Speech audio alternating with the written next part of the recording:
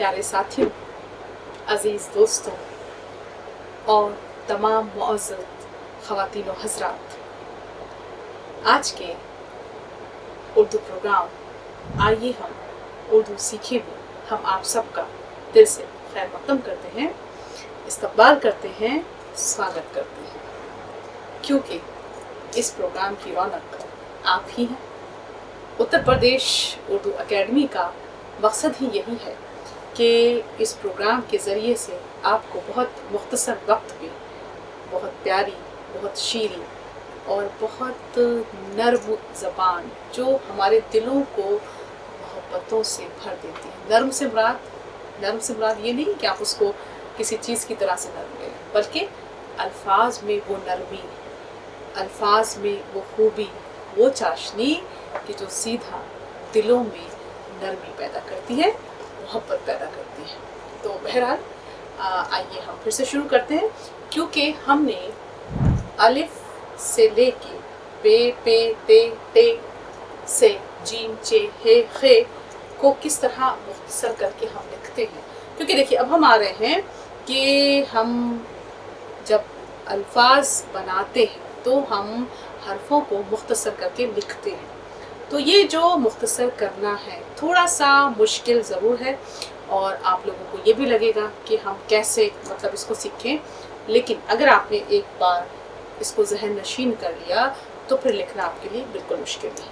तो बहरहाल थोड़ा थोड़ा करके सीखते हैं कि किस तरह से हम अल्फ़ाबेट्स को, हरफों को या हुरूफ को या हर्फ को मुख्तसर करते हैं। तो हमने इससे पहले सीखा था कि किस तरह से बे पे ते टे से जीम चे हे खे मुख्तसर होते हैं, और बाद वाला जो ग्रुप था उसकी हमने सिर्फ एक ही शक्ल बताई थी। अब आगे सीखते हैं। तो पहले तो हमारा उन्वान, यानी आइए हम उर्दू सीखें। देखते रहिए मुझे, इसमें भी देखिए किस तरह से हर्फ जो हैं वो मुख्तसर होकर आपस में मिले हुए हैं। तो बहरहाल देखिए, ये तो आपका, आइए हम उर्दू सीखें। अब देखिए, हमने जीम चे हे और फिर खे इन हरफों की एक शक्ल सीखी थी कि कैसे मुख्तसर करते हैं। ये वाली जीम चे, इस तरह से हे पे कोई नुक्ता नहीं, खे पे एक नुक्ता। यानी जब हम इन अल्फ़ाबेट्स को किसी दूसरे अल्फ़ाबेट्स के साथ मिलाएंगे तो ये किस तरह मुख्तसर होते हैं। पर कई शक्लें हैं, उस पर ध्यान देना है। मैंने आपको ये बताया था कि अलिफ इकलौता खड़ा रहता है, वो या तो शुरू में लिखा जाता है या आखिर में, तो इसलिए वो शॉर्ट नहीं होगा, वो मुख्तसर नहीं होगा। अगर हमें कहीं आवाज़ खींचनी होती है तो हम मद लगाते हैं, या कहीं कहीं खड़ा ज़बर भी लगता है, उसके बारे में हम बात करेंगे। तो बहरहाल अब वो किस तरह से, जब अगर बीच में ये आता है तो कैसे बीच में कहीं आएगा। अगर हम लिख रहे हैं बच्चा, तो इस तरह देखिए, ऊपर बे रहेगी और बीच में जो है वो ये शक्ल होगी। अगर हम लिख रहे हैं बजा, कहते हैं ना कि क्या बजा है, कितना टाइम हुआ है, वो इस तरह से। अगर हम चे की शक्ल लेंगे तो बच्चा, बे ऊपर रहेगी और चे याद है, 3 नुक्ते हैं। इसी तरह से हे भी, अगर हम लिख रहे हैं बहर, ऐसे आपको शक्ल नजर आ रही होगी। देखिए इतना, ये कुछ और चीज है और उसके नीचे हे है। तो जो अल्फाबेट्स हम इस्तेमाल कर रहे होंगे वो शुरू में लगेगा तो उसकी शक्ल ये रहेगी। इस तरह से हे वे वगैरह, इसकी शक्ल ये होगी। इस तरह से खे भी होती है। अगर हम लिख रहे हैं बखिया, तो ये बखिया यानी बे पहले आएगी, और कैसे हम खे की शक्ल उसके अंदर लेंगे। फिर अगर आखिर में ये हर्फ आ रहा है तो पूरा पूरा आएगा, जीम चे हे खे, इस तरह से बे ते अलिफ, बे अलिफ तो आता ही है पूरा, लेकिन अगर बे ते टे से जितने भी अल्फाबेट्स हैं, अगर ये आखिर में आते हैं तो आखिर में पूरे आते हैं। मसलन अगर हम लिखें ते बे ज़बर तब, तो ते मुख्तसर होगी, बे जो है वो पूरी लिखी जाएगी। इसी तरह से अगर हम लिखेंगे ते पे ज़बर तब, तब भी, यानी कोई भी अल्फ़ाबेट अगर लास्ट में आता है तो वो पूरा लिखा जाता है, ये आपको याद रखना है, बीच में उसकी शक्ल बदलती है। अब क्योंकि और जो हर्फ हैं, अच्छा चलिए ये तो हमने सीख ही लिया कि अब मैं फिर से एक बार लिख देती हूँ आपके लिए। मैंने आपको बताया था भी कि अलिफ तो ऐसे ही रहेगा, आज़ाद है। बे है, बे मुख्तसर होगी, पे, ते, टे और से, ये सब मुख्तसर होंगी, लेकिन शक्ल तकरीबन सबकी मुख्तसर होने में एक ही रहेगी, यानी शॉर्ट होने में। नुक्तों के जरिए से हम पहचानते हैं, डॉट्स के जरिए से हम पहचानते हैं कि हमने किसको मुख्तसर किया। जैसे अगर हमने ऐसे किया तो बे एक नुक्ता रखा होगा, बीच में कहीं आ रही है तो एक नुक्ता, अगर वाव के साथ आ रही है तो इस तरह एक नुक्ता रखा होगा। पे में आपके 3 नुक्ते, इस तरह से ये ऐसे ही, ये अगर वाव के साथ आ रही है तो देखिए ये। और अगर लास्ट में कहीं आ रही है, जैसे हम लिख रहे हैं, मैंने भी बताया ते प्लस बे मिला तब हमने मात्राएं सीखी, ते बे जबर तब, देखिए जस्म लगाया। लेकिन अब ऐसे अगर हम इसको दोनों को ऐसे ऐसे मिला दें तो बड़ी बदसूरत सी, बड़ी ख़राब सी शक्ल हो जाती है, अच्छा नहीं लगता है। तो हम क्या करेंगे, इनको पूरा पूरा नहीं लिखेंगे, बल्कि हम इनको इसको कट कर देंगे आधा। अब देखिएगा, अगर हम इसको आधा कट करेंगे तो शक्ल होगी ते, शॉर्ट लिया, फिर बे क्योंकि आखिर में इसलिए पूरी आएगी, ते बे जबर तब। ये देखिए नुक्ते, फिर से देखिएगा, ये क्योंकि छोटा हो गया, फिर से देखिए हम लिख रहे हैं, शॉर्ट किया हमने ते, फिर उसमें बे ले गए पूरी। अब ते के नुक्ते लगाए, ते के ऊपर जबर लगाया और इसके ऊपर हमने बे का नुक्ता लगाने के बाद यहाँ जज्म लगा दिया। हमने देखा ते के ऊपर जबर, एक मात्रा लगी, अ की आवाज निकलेगी, बे के ऊपर जज्म लगा हुआ है। इट मीन्स कि बे जो है वो अपने से पहले अल्फाबेट से प्लस हो जाएगी, जुड़ जाएगी। बे पे क्योंकि जज्म लगा हुआ है इसलिए हम इसको हुरूफे साकिन कहेंगे। साकिन का मतलब होता है वो हर्फ कि जिस पे कोई हरकत नहीं होती, यानी जिस पर कोई मात्रा नहीं लगी होती। हम जज्म के जरिए से पहचान लेते हैं जब सीख रहे होते हैं तब। लेकिन जैसे जैसे आप सीख जाएंगे ना तो आपको बिल्कुल जरूरत ही नहीं पड़ेगी, आप खुद पढ़ देंगे ते बे जबर तब, किसी चीज की जरूरत नहीं पड़ेगी। तो ये हमने देखा कि ते के ऊपर अगर जबर लगा हुआ है, जबर की मात्रा या एराब लगा हुआ है और उसको हमें बे से मिलाना है, तो ते का शोशा लेंगे और बे पे जज्म लगाएंगे और फिर हम जबर लगा के पढ़ेंगे, ते बे जबर तब। ये याद रखना है कि ये जो अल्फाबेट है दूसरा वाला, इसके ऊपर अगर जज्म का सिंबल लगा है या इसको अगर हम हरफे साकिन कह रहे हैं तो साकिन का मतलब यानी जिसके ऊपर कोई हरकत नहीं है, जिसके ऊपर कोई मात्रा नहीं है, तो वो अपने से पहले अल्फाबेट में मिलकर आवाज निकालेगा, जैसे ते बे जबर तब। इसी तरह से अगर हम लिखें, फिर से देखिएगा ताकि आपको ज्यादा समझ में आए। अभी हम ये बहुत सारे हर्फ इस तरह सीखेंगे, ये तो मैंने एक मिसाल आपको दी।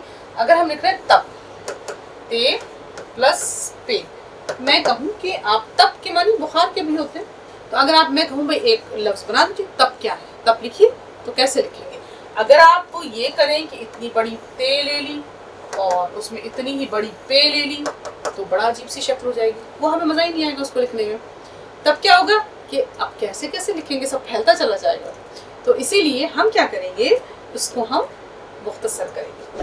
पहले हर्फ को हम छोटा कर देंगे, जैसे ते को हमने ये शक्ल दी, उस पर नुक्ते लगाए और उस पर फिर हमने पे को पूरा जोड़ दिया, फिर उसके ऊपर जबर लगा दिया ते के ऊपर और पे के ऊपर हमने जज्म लगा दिया, जिससे हमें ये समझ में आए कि ये जो दूसरा अल्फाबेट है वो अपने से पहले वाले अल्फाबेट में जुड़ जाएगा।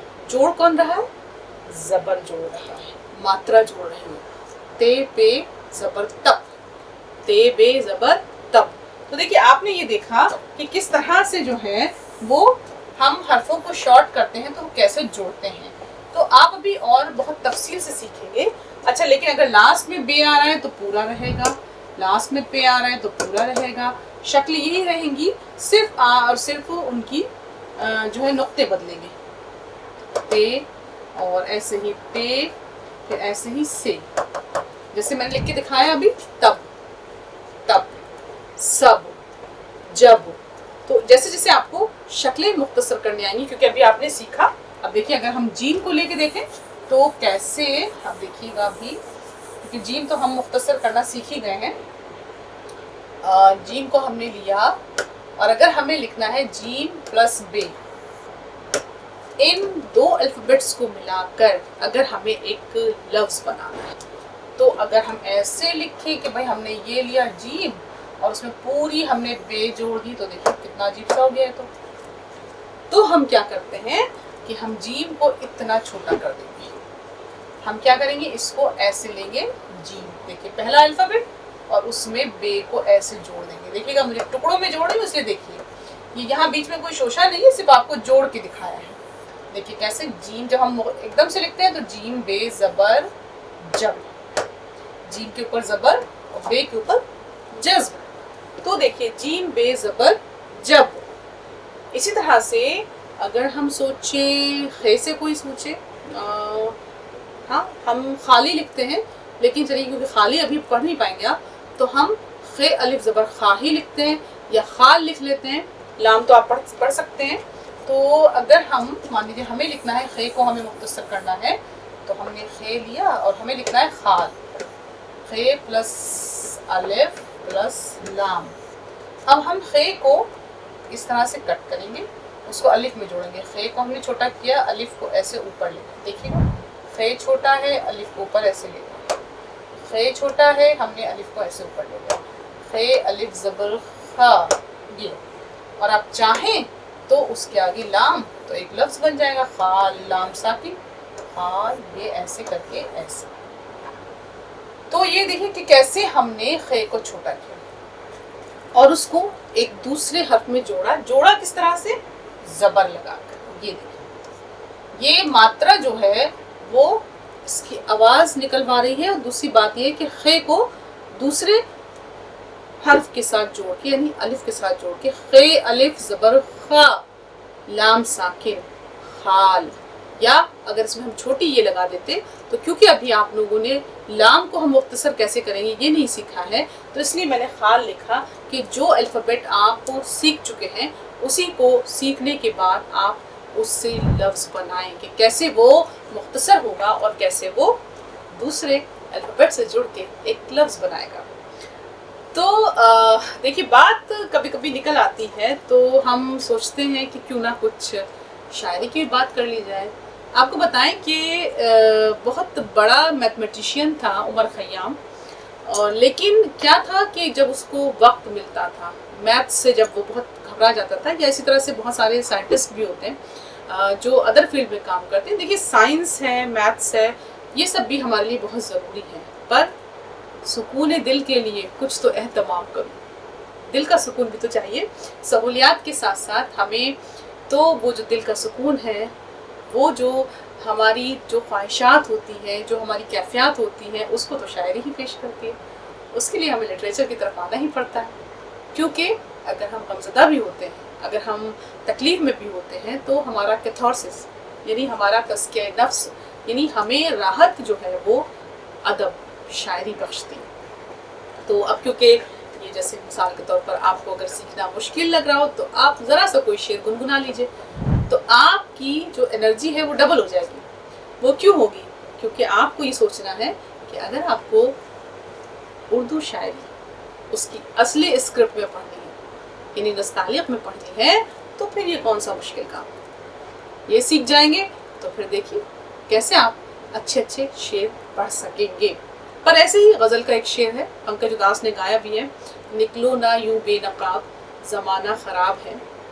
तो अब इस गज़ल को अगर आपको पढ़ना है बराह रास्त, तो आपको देखना ही होगा, यानी अगर आप उसको नस्तालियत में या उर्दू स्क्रिप्ट में पढ़ते हैं तो उसका मज़ा ही अलग होगा। तो बहरहाल आपको ध्यान इधर ही देना है। शेर व अदब तो आप पढ़ेंगे इंशाल्लाह जब आप सीख जाएंगे। तो आप देखिए कि हम कोई और शेर, वो शेर मुझे इस वक्त याद नहीं आ रहा जो मैं आपको सुनाना चाहती थी, हम अगला कोई शेर ले लेते हैं। जैसे मीर का एक शेर है, आपने वो गज़ल सुनी भी होगी फिल्म बाजार में, दिखाई दिए यूं कि बेखुद किया, हमें आप ही से जुदा कर चले, जिबी सजदा करते ही करते गई, हक़े बंदगी हम अदा कर चले। कभी सुनिएगा तो आपको अंदाज़ा होगा कि किस तरह से किसी की दिली कैफियत जो है वो वहाँ मौजूद है। या आप देखिए कि कभी आपने सोचा कि जब आप बहुत मेहनत करते हैं, बहुत जद्दोजहद करते हैं, उसके बाद कामयाब होते हैं, पर क्या होता है? तन्हा होते हैं। मंजिले इश्क पे तन्हा पहुंचे, कोई तमन्ना साथ न थी। मंजिले इश्क पे तन्हा पहुंचे, कोई तमन्ना साथ न थी। थक थक कर इस राह में आखिर एक एक साथी छूट गया। अब यहाँ मंजिले इश्क से मुराद सिर्फ वो इश्क मत लीजिए कि जो दो लोगों के दरमियान होता है।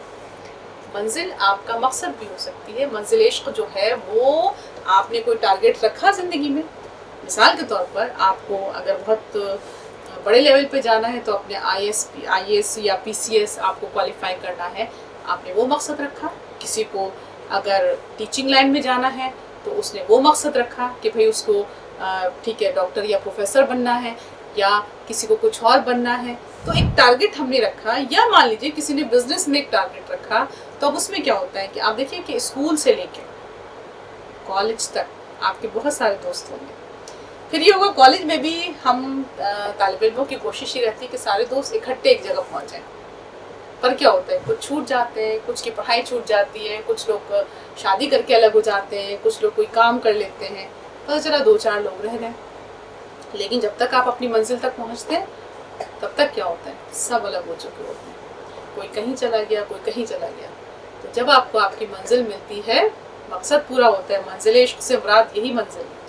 तो मंजिल इश्क पे तन्हा पहुंचे, कोई तमन्ना साथ न थी। थक थक कर इस राह में आखिर एक एक साथी छूट गया। पर देखिए, मंजिल इश्क पे पहुंचना भी तो कोई आसान नहीं होता। खुश नसीबों को ही उनकी मंजिल मिलती है। तो जो टारगेट तय करते हैं वो कभी तन्हाई की फिक्र नहीं करते, या वो कभी ये नहीं सोचते कि क्या होना है, क्योंकि अगर बुलंदियों को छूना है तो जद्दोजहद तो करनी ही होगी। इसी तरह से आ जाइए इधर ही कि अगर उर्दू ज़बान सीखना है तो मेहनत तो करनी ही होगी। अगले अल्फ़ाबेट पे आते हैं। अब देखिए खे की आपने शक्ल देखी कि किस तरह से हमने उसको छोटा किया, और मैंने आपको सिखा कि कैसे अगर हम बीच में लाते हैं तो क्या शक्ल होगी। अब अगला जो ग्रुप है वो है दाल डाल, दाल डाल, जाल, इस तरह से रे रे जे, या फिर ये जन्म। टेलीविजन, कुछ लफ्ज़ तो बनते ही हैं। टेलीविजन अगर आप लिखेंगे तो ये 3 नुक्ते हैं, इसको ज़्यादा मत समझ लीजिएगा, सिर्फ 3 नुक्ते हैं। आप इसको अलग अलग देखिए ऐसे। जन अगर हम लिखना है टेलीविजन तो हमें ये का इस्तेमाल करना ही होगा। तो देखिए ये जो अल्फ़ाबेट्स हैं ये एक अलग ग्रुप है। जैसे बताया ना, बे पे ते टे से ये ग्रुप हुआ, जीम चे हे खे ये ग्रुप हुआ। फिर दाल वाला जो ग्रुप है, या इसी के साथ इस तरह से वाव भी है, तो ये जो ग्रुप है इसकी किस तरह से क्या सूरत रहती है अल्फ़ाबेट्स में मिलने के लिए, वो देखिए कि ये अगर मान लीजिए हम लिख रहे हैं, इसलिए मैं अलग अलग अल्फ़ाबेट लिख रही हूँ। अगर हमें लिख रहे हैं दाल, हम लिख रहे हैं दाल, हमें फिर प्लस अलिफ प्लस लाम। हमने सोचा कि हमें एक लफ्ज़ बनाना है इन 3 अल्फ़ाबेट से, दाल। अब इसको मिलाएं कैसे? तो देखिए जैसा मैंने कहा ना कि कुछ अल्फ़ाबेट्स ऐसे होते हैं कि वो शुरू में अगर लिखे जाएंगे तो इंडिपेंडेंट लिखे जाएंगे। देखिए दाल खाली, इसको कहीं हमने शॉर्ट नहीं किया। अलिफ भी इसी तरह से है, लाम भी पूरा आ रहा है क्योंकि आखिर में लाम वैसे शॉर्ट होता है जब आप उसकी शक्ल पढ़ेंगे तब। तो दाल अलिफ ज़बर दा, लाम साकिन दाल। इसी तरह से जाल अगर हम लिख रहे हैं या जार लिख रहे हैं या हम डाल लिख रहे हैं, देखिए डाल देख लीजिए, पहले डाल अलिफ ज़बर ड, लाम साकिन डाल। इस तरह से अगर हम लिख रहे हैं राज, रे अलिफ ज़बर र, जे साकिन राज। तो ये जो अल्फ़ाबेट्स हैं ये शुरू में अगर आएंगे तो ये पूरे लिखे जाते हैं, ये सारे अल्फ़ाबेट्स। लेकिन अगर ये अल्फ़ाबेट्स आखिर में आते हैं तो इनकी शक्ल लिटिल बिट बदलती है। वो देखिएगा कैसे बदलती है। ये तो शुरू की बात हुई, और अभी हम देखिए मजीद प्रैक्टिस करेंगे, परेशान होने की जरूरत नहीं है बिल्कुल भी। अगर हम लिख रहे हैं आमद, मीम के साथ इसको मिला रहे हैं, तो हम किस तरह से दाल को मुख्तसर करेंगे। जैसे हमने लिया आमद, हम लिख रहे हैं अलिफ मद ज़बर अ, फिर उसके साथ मीम, फिर उसके साथ दाल। अब क्योंकि मीम को मुख्तसर करना अभी हमने नहीं सिखाया, तो ये देखिए इतनी शक्ल मीम की आएगी। तो हम अलिफ मद ज़बर आ, ठीक, मकसद हमें सिखाना है आपको मीम दाल कैसे जुड़ेगी, ऐसे। और दाल की शक्ल जो है वो ये नहीं रहेगी, लिटिल बिट रे की तरह से हो जाएगी। देखिए मीम दाल ज़बर मद, ऐसे। यानी अगर ये किसी के साथ जुड़ेगी तो इसकी शक्ल ऐसे होगी, अगर हम मीम भी ना लें ऐसे। इस तरह से थोड़ी सी शक्ल जो है वो इसकी बदलेगी। इसी तरह से दाल की शक्ल भी बदलेगी, जाल की शक्ल भी बदलेगी, यही शक्ल होगी। जैसे अगर हम मान लीजिए डे ऐसे ऐसे बना देते हैं, फिर इसी तरह से जाल की शक्ल भी ये इसी तरह की हो जाएगी, ऐसे। तो ये जो है देखिए, जगह हम लिखना है मुज़क्कर, अगर हमें लिखना है इसको डालते मुज़क्कर मीम ज़े, इसकी हम प्रैक्टिस करेंगे बार बार। इसलिए इस पर बिल्कुल भी ये मत सोचिएगा कि ये बड़ा मुश्किल है तो हम कैसे करेंगे, आप करेंगे, आपको करना है और आप बिल्कुल सीखेंगे। तो ये जो शक्ल होती है दाल जो है, या दाल जाल रे रे जे, इनकी शक्लें जो हैं वो शुरू में तो ऐसी ही रहेंगी, ये पूरे लिखे जाएंगे। लेकिन अगर ये किसी अल्फ़ाबेट के आखिर में लगते हैं तो, या किसी अल्फ़ाबेट से उसके आखिर में जुड़ते हैं, तो इनकी शक्ल इस तरह की होगी, और रे की जे की शक्ल जो है थोड़ी सी खिंच जाएगी। जैसे अगर हम लिखें कर, अब थोड़ा सा मसला ये आ रहा है कि ये क्योंकि आपने शॉर्ट नहीं किया, काफ रे कर, तो अब हमने लिखा काफ को हम इतना सा कर लेते हैं, ये होता है जब हम शॉर्ट करते हैं, तो काफ की शक्ल ही हो जाएगी शॉर्ट होके, ये डंडा लग जाएगा, तो काफ रे इस तरह खिंच जाएगी, काफ रे ज़बर कर, ऐसे। तो इसी तरह से आप अगर जे को लिखेंगे, रे को लिखेंगे, जैसे आप लिखते हैं सड़क, तो सड़क में सीन है, ये सीन को हम मुख्तसर इतना सा लेंगे, सीन और रे, रे इस तरह खिंच जाएगी। आप देखिए वैसे ऐसे लिखी हुई है, ये है रे, लेकिन जब हम सीन के साथ मिलाएंगे तो ऐसे इसको खींच देंगे, सड़क। ये आपको प्रैक्टिस करनी पड़ेगी, ये बार बार आपको लिख के देखना पड़ेगा, तभी तो मंजिल इश्क पे पहुंचेंगे, तभी तो आप कह पाएंगे कि हमने कितनी मेहनत की है। इसी तरह से और जो सीन शीन है उनकी शक्लें भी हम मुख्तसर करके सीखेंगे। फिलहाल देखिए कि मैं एक एक लफ्ज़ जो है वो बना देती हूँ, बहुत आसान आसान उसमें। जैसे दाल के साथ मैंने कहा ना आमद, अभी सिखाया था आपको वही आसान वाला कि दाल की शक्ल ये रहेगी। इसी तरह से काफ रे ज़बर कर, इस तरह से देखिए कि पे रे ज़बर पढ़, या पर लिख लीजिए, और या इसमें चलिए दो चीज़ हो जाएंगी, पेड़ ज़बर पर, रे जुड़ गया। इसी तरह से अब देखिए अगला लफ्ज़ जो है वो अगर हम डाल, चलिए ये भी सीख सकते हैं। डाल के लिए लफ्ज़ चलिए शुरू वाला ही सिखा देते हैं, डाल ज़बर ड लाम साकिन डाल, ऐसे कि देखिए शुरू में दाल या डाल अगर आता है तो पूरा रहता है, लास्ट में अगर वो किसी अल्फ़ाबेट से अपने पहले से जुड़ता है तो उसकी शक्ल इस तरह से होती है। इस तरह से रे रे से इनकी भी शक्ल बदलती है, ये ऐसे होते हैं।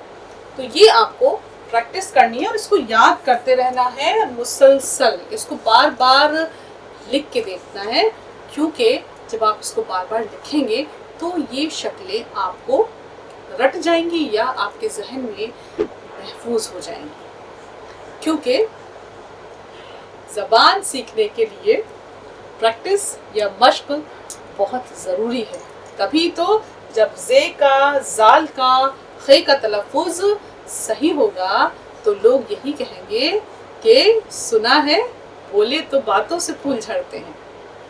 ये बात है, तो चलो बात करके देखते हैं, क्योंकि आपको उर्दू ज़बान अगर आती है तो आपकी शख्सियत में, आपके व्यक्तित्व में वो तब्दीली पैदा होती है कि लोग आपको सुनने के लिए मुंतज़िर होते हैं। तो बहरहाल हम सबसे जुड़े रहने के लिए और उत्तर प्रदेश उर्दू एकेडमी के इस प्रोग्राम में आपके मुसलसल शामिल रहने के लिए आप सबका दिल से शुक्रिया, क्योंकि आप हैं तो हम हैं। बहुत शुक्रिया।